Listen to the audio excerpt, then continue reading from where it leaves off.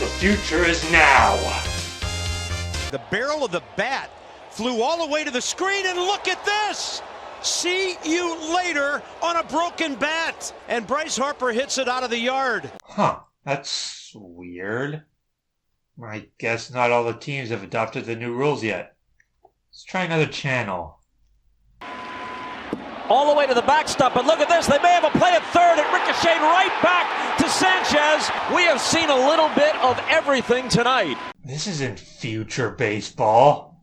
This is just the same boring crap baseball's always been. Weekly to the pitcher. Look at the Raptor! And the Raptor got him!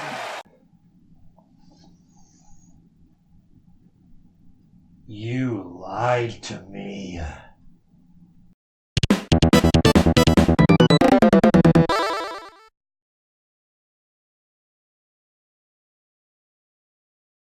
Super Baseball 2020.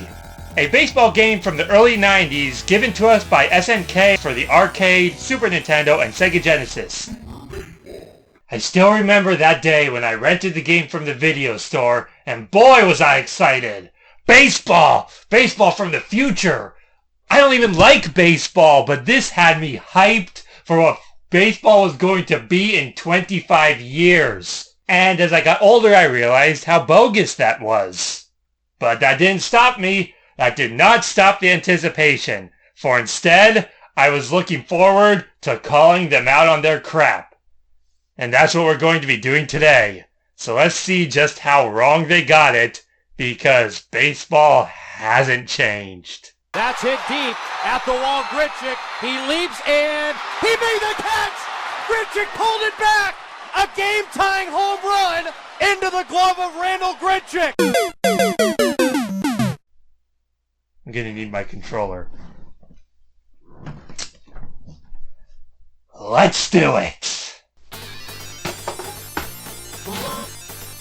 Let me start by saying I do not dislike this game by any means. This is one of my favorite sports games and probably my favorite baseball title. Not that I'm particularly a fan of baseball, but sometimes video games can make things that we don't enjoy in real life an entertaining experience. And this game does a great job of doing that by adding some exciting and interesting elements to an otherwise boring game. But boy, did they drop the ball when it came to their predictions of what sports would be like in the year 2020. Today. It's going to be weird having this game no longer taking place in the future. Gone are the days of the American League and the National League. Now we've got the Exciting League and the Fighting League, each containing a total of 6 teams. The Exciting League gives us the American Dreams, the Tokyo Samurais, the Naples Seagulls, the Taiwan Mega Powers, the Korea Dragons, and the Battle Angels. While over on the Fighting League, we've got the Battle Heroes, the Ninja Black Sox, the Aussie Battlers, the Mechanical Brains, Metal Slashers, and the Tropical Girls. This being a futuristic game, it's naturally got to have future names. And we've got plenty of classic, futuristic, sci-fi, cyberpunky names in this, like Raymond, and Taiwan 2, and what kind of insane person names their kid Anthrax? Probably the same sort who builds a robot and calls it Wang. Speaking of the roster, you also have 3 different types of players in this game. Men, women, and, of course, robots. Because it's the future. And all futures have robots. As far as their functionality goes, men and women are exactly the same. The only difference between them are their sprites and their names. Robots, however, have slightly different attributes than the other players. For starters, they're generally more powerful. They hit harder, they throw the ball faster, they jump better. They're just more efficient players. But they come with the trade-off that they can malfunction and run out of fuel. At the start of the game, they're extremely powerful, typically outclass the other players, but as the game goes on and they start to wear down, they can break and you lose them, and they will be replaced with a generic robot that is utterly terrible, and you'll quickly want to either throw in a pinch player or give the machine some upgrades to compensate for his shortcomings. You'll know when your robots start breaking down because their bodies will become encased in an electrical current, or they'll start exploding, which doesn't happen to the human players.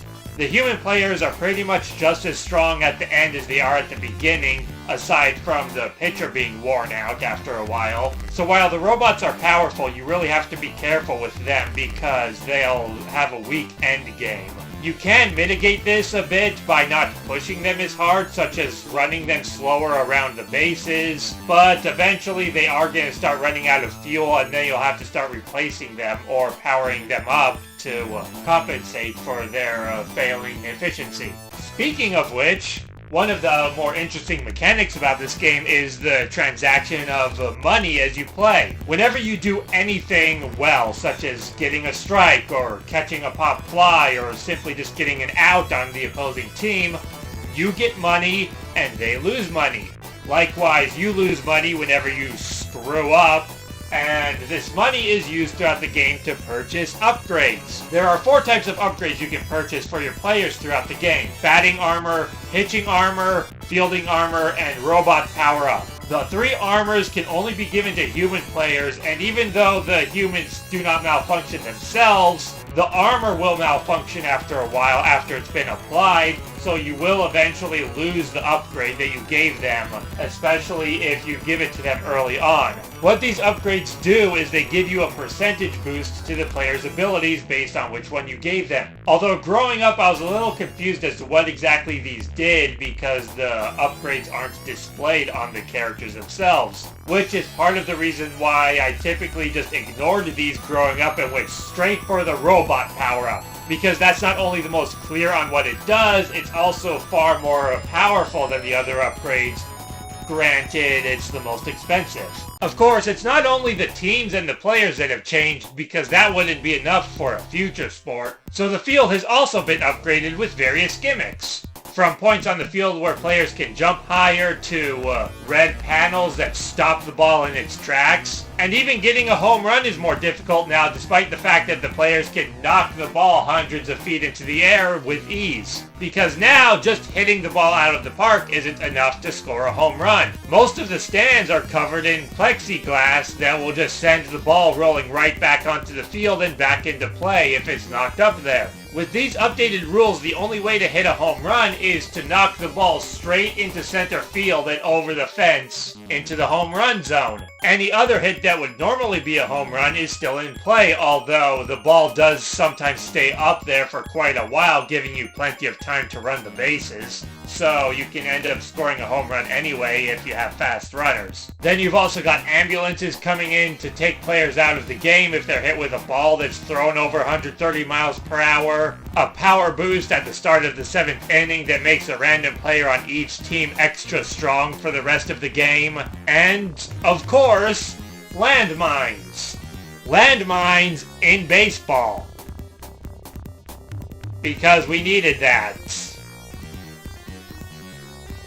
Seriously, what kind of brilliant lunatic came up with this idea? As the game progresses, they will start randomly placing landmines onto the field to interfere with the fielders. Granted, they don't do any permanent damage, but they certainly get in the way, as if you run over one, naturally they'll explode, temporarily disabling the player and giving the runner more time to run the bases. And it can be especially problematic when the ball lands right on top of a mine, meaning you'll have to send in a scapegoat to detonate the mine with their body, then send in another player to retrieve the ball, hopefully before the opposing team makes it to the next base. It's a weird rule, but it adds just enough strategy and excitement to the fielding to make it a little bit more interesting than just retrieving the ball and then throwing it. Especially as the game progresses and the number of landmines, or crackers as the game calls them, can become a little bit overwhelming.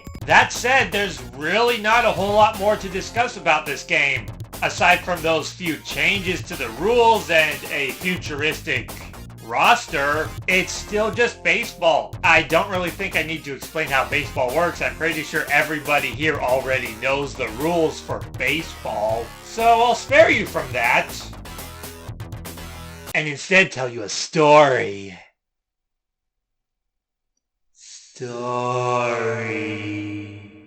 Once upon a time when I rented this game, I got curious. I wondered, how high can the score counter go? So I started throwing beanballs. Just throwing beanballs, throwing beanballs, throwing beanballs. I kept it up for however long it took. I wanted to see how high the counter would go. And thanks to that, I discovered that if the score counter reaches 100, that team automatically wins. I can't imagine that ever happening in a real game, but it's an interesting mechanic. And honestly, ever since I saw that, I've always wondered if that's a real rule in baseball. But I've never cared enough to look it up.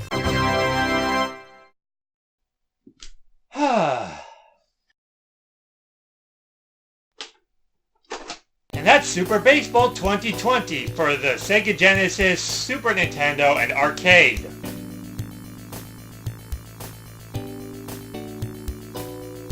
And I don't know how to end this video, so...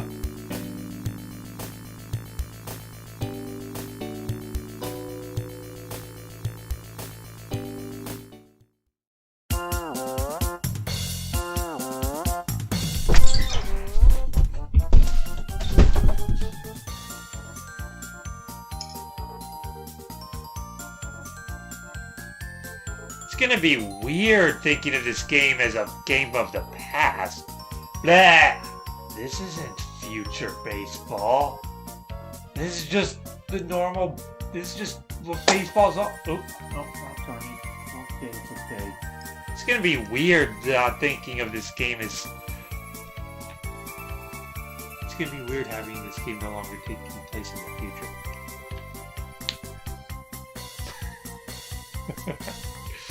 It's not even scripted and I can't do it right. Oh, I can only imagine if there actually was a script, this would be impossible. What was I saying again? This isn't future baseball. This is just the same stupid baseball it's always been.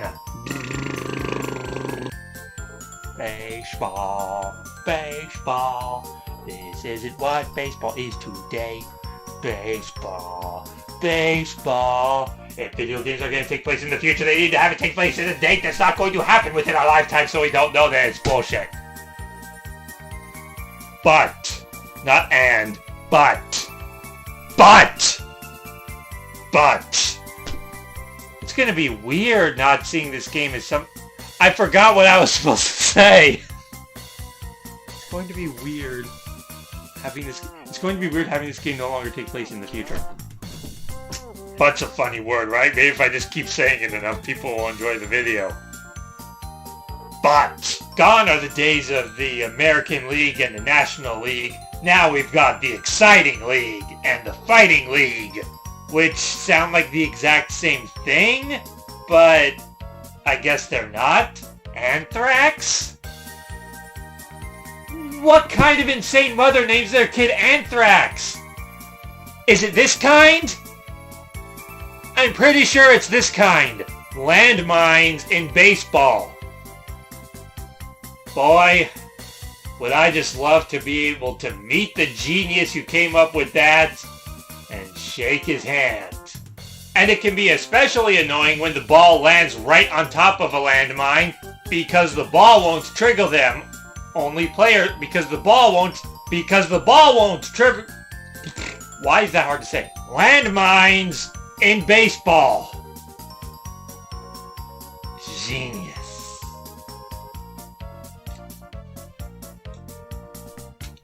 Finally did it. Yeah, except I forgot to plug this controller in so the cord doesn't look all floppy, but forget it.